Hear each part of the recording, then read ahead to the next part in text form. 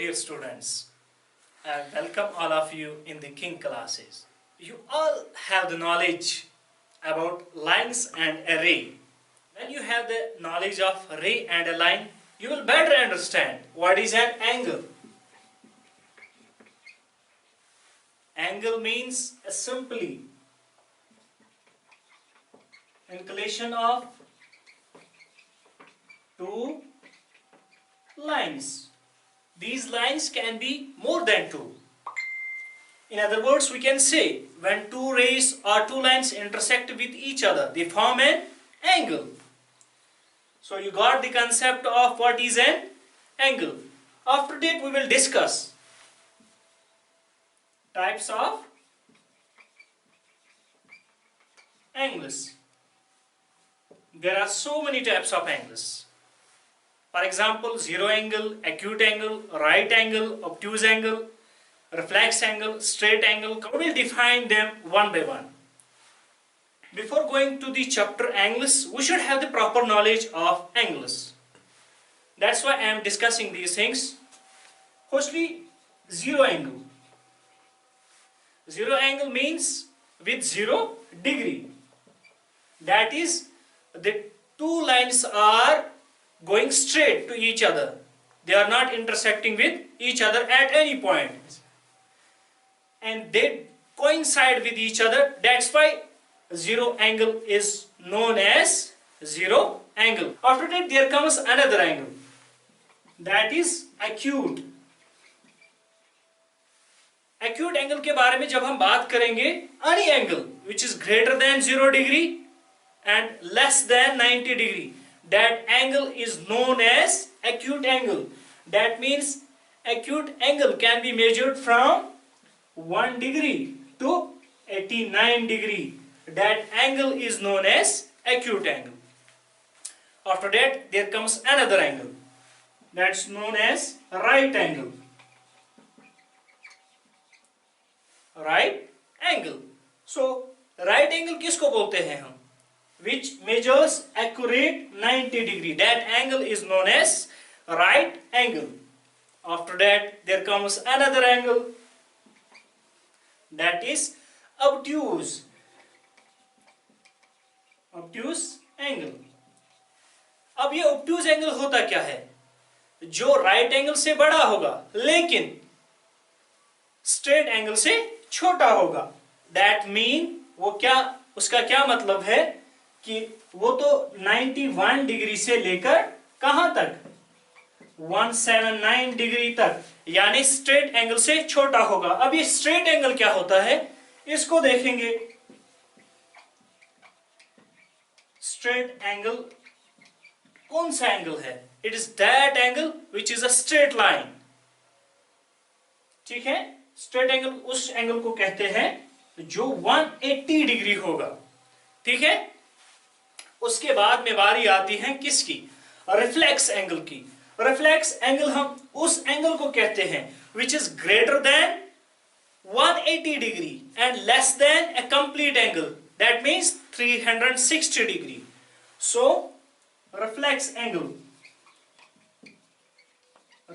Angle वो angle होता है जो 181 डिग्री से लेकर 359 डिग्री तक होता है. ठीक है, उसको हम रिफ्लेक्स एंगल कहते हैं. उसके बाद में लास्टली कौन सा एंगल आता है? Complete angle. कंप्लीट एंगल, उस एंगल को हम कहते हैं which is complete 360 degree. For example a circle which is complete 360 degree. बात करेंगे फिगर्स के हवाले से. 0 डिग्री अगर है तो इसकी फिगर कैसे बनेगी. ठीक है, अभी देखो ये एक लाइन है और दूसरी लाइन कोइंसाइड कर रही है इसके ऊपर.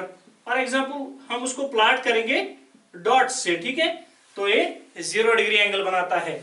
इसके बाद में एक्यूट एंगल, यानी 1 डिग्री से लेकर 89 डिग्री तक.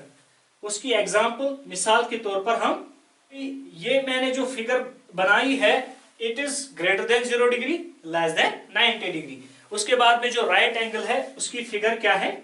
ये वाली परपेंडिकुलर. हाँ, इसको हम कहते हैं राइट एंगल। उसके बाद में obtuse, greater than 90 degree but less than a straight line or we can say straight angle। तो straight angle, a straight line, ठीक है, इसको हम कहेंगे straight angle। उसके बाद में बारी आती है रिफ्लेक्स एंगल की। रिफ्लेक्स एंगल के बारे में फिगर हम ऊपर यहां दिखाएंगे, ठीक है। रिफ्लेक्स एंगल किसको कहेंगे? एनी काइंड ऑफ एंगल, लेकिन उसका बाहर वाला पोर्शन, ठीक है। अगर हम कोई एक्यूट एंगल लेंगे, जो उसका बाहर वाला पोर्शन होगा उसको हम रिफ्लेक्स एंगल कहेंगे, ठीक है। इसी तरह कंप्लीट एंगल, कंप्लीट एंगल की एग्जांपल मैंने दी है, विच इज ए सर्कल। जो एक कंप्लीट एंगल बनाता होगा उसको हम कहेंगे complete angle. We are discussing about angles. Now there is another topic, properties of angles. Angle के बारे में हमने इंफॉर्मेशन कलेक्ट कर ली। अब बारी है इन एंगल्स की क्या प्रॉपर्टी है। हम कुछ प्रॉपर्टीज को डिफाइन करेंगे। For example vertically opposite angles.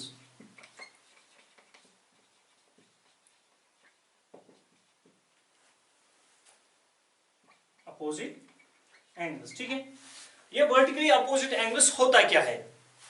जब दो लाइंस आपस में इंटरसेक्ट करते हैं, एक लाइन दूसरे लाइन को काटती है, तो वो आपस में एंगल्स बनाते हैं। तो एंगल्स के हिसाब से उसकी एक प्रॉपर्टी बनती है, जिस प्रॉपर्टी को हम कहते हैं vertically opposite angles,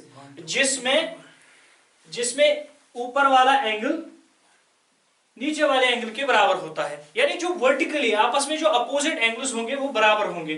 for example ये अगर 3 है, ये 4 है, यहां पर क्या होगा? एंगल 1 एंगल 2 के बराबर होगा, एंगल 3 एंगल 4 के बराबर होगा, ठीक है। इसको हम कहते हैं वर्टिकली अपोजिट एंगल्स, ठीक है। ये थी प्रॉपर्टी किसकी?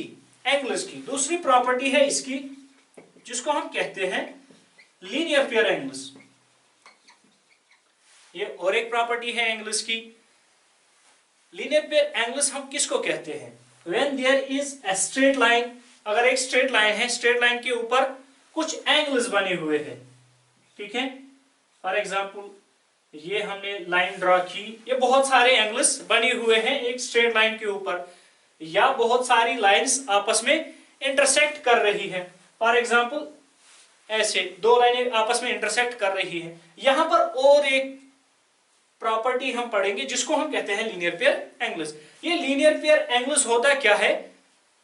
इसका मतलब है जो भी एंगल्स एक स्ट्रेट लाइन के ऊपर बनते हैं उनका सम हमेशा 180 डिग्री होता है, ठीक है। सम किसके बराबर होता है? हमेशा 180 डिग्री। फॉर एग्जांपल अगर हम ये फिगर लेंगे, एंगल 1 एंगल 2 एंगल 3, इन सब का angle 1 plus angle 2 plus angle 3, इन सब का जो समेशन होगा, सम होगा, वो 180 डिग्री के बराबर होगा, ठीक है। इसी तरह अगर हम दूसरी फिगर लेंगे, फॉर एग्जांपल ये हमारा एंगल ए है, ये हमारा एंगल बी है, ठीक है। तो angle A plus angle B, इनका भी सम हमेशा किसके बराबर होता है? 180 डिग्री के बराबर होगा। सो अगर हमें कहीं पे भी ऐसी फिगर्स मिलेंगी जहां हमें एक एंगल दिया गया होगा, we can find the another angle by this action, ठीक है। इस एक्शन के जरिए से हम उनको भी निकाल सकते हैं, ठीक है। उसके बाद में और एक प्रॉपर्टी, बात कर रहे थे प्रॉपर्टीज ऑफ एंगल्स के बारे में। जो अगली प्रॉपर्टी हम पढ़ने जा रहे हैं वो है कॉम्प्लीमेंट्री एंगल्स।